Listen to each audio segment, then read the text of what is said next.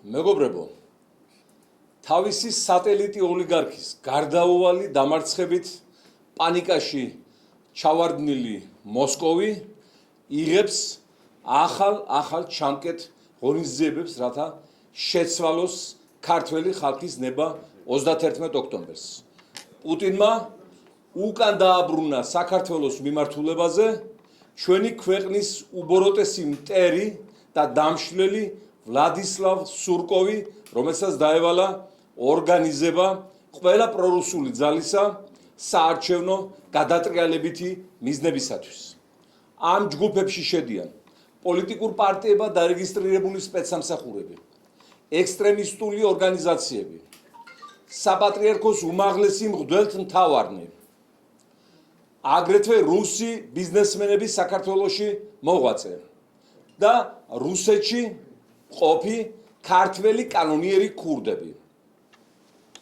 მე ვთხოვ ამერიკის შეერთებული შტატების მთავრობას და ევროპის კავშირს გააგრძელოს ვლადისლავ სურკოვის მიმართ დაწესებული ფინანსური და დიპლომატიური სანქციები ამჯერად საქართველოს საარჩევნო პროცესებში ჩარევის გამო.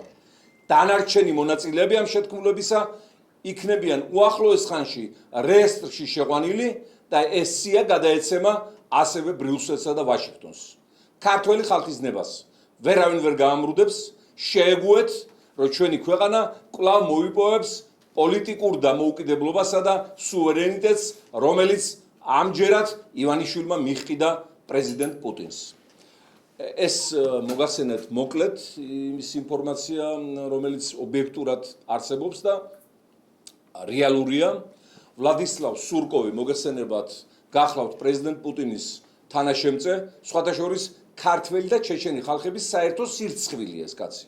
ის დუდაევია ნამდვილი გვარით ჩეჩენია და ის მუშაობდა უახლოესი 20 წლის მანძილზე საქართველოს დაშლის სქემათა განსახორციელებლად, ოფიციალურად კურირებდა აფხაზეთსა და ეგრეთ წოდებულ სამხრეთ ოსეთს, რათა ისინი დე იურე და დე ფაქტო ჩამოცილებოდნენ საქართველოს, ხოლო შემდეგ უკრაინის დაშლაში შეიტანა გადამწყვეტი წვლილი, აი ეს ცნობილი მინსკის 4-ეულის ერთ-ერთი მთავარი იდეოლოგი გახდათ და ამის გამო მიირთყა სანქციები ევროკავშირისა და შეერთებული შტატებისგან და ახლა მე ვასპირდები, რომ წინააღმდება სანქციები საქართველოს საარჩევნო პროცესებში ჩარევის გამო უკვე. თუმცა აქამდეც ის ჩვენს მიმართ გაკეთებული ბოროტებისათვის აუცილებლად უნდა დასჯილიყო და ალბათ ჩვენ და ჩეჩნები მივაღწევთ იმას, რომ ესეთი უღირსი შვილები აღარ მოქმედებდნენ ჩვენს ისტორიაზე და ჩვენს მომავალზე არასოდეს.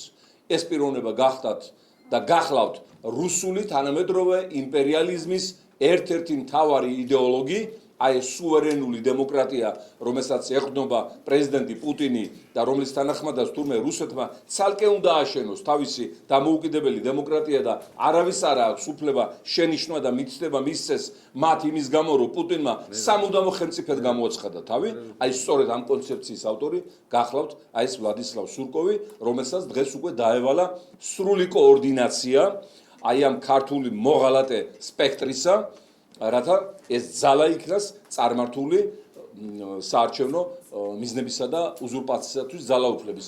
გამოყოფილი ასეულობით მილიონი დოლარი. მათ შორის ყოველ თვე აწერენ მილიონობით დოლარს რუსეთში მოღვაწე ქართველ ბიზნესმენებს, რომლებიც ვალდებული არიან ოფშიაქში ქართული ოპოზიციის დასახმარებლად შეიტანონ ძალიან დიდი თანხა, რომლის ნაწილი რჩება თვითონ მოსკოველ კურატორებთან და გარკვეული ნაწილი რაღაცა 40% მოემართება აქეთ, თუმცა ეს არ არის პატარა თანხა, ასეულობით მილიონ დოლარზეა საუბარი მეგობრებო და ამიტომ თქვენ ძალიან მალე იხილავთ აი ფულისგან გაგიჟებული ვაი ქართველების ზრბოლას სხვადასხვა ადგილებსა, ქუჩებსა თუ საარჩევნო უბნებზე თუ ოფისებთან და სხვადასხვა.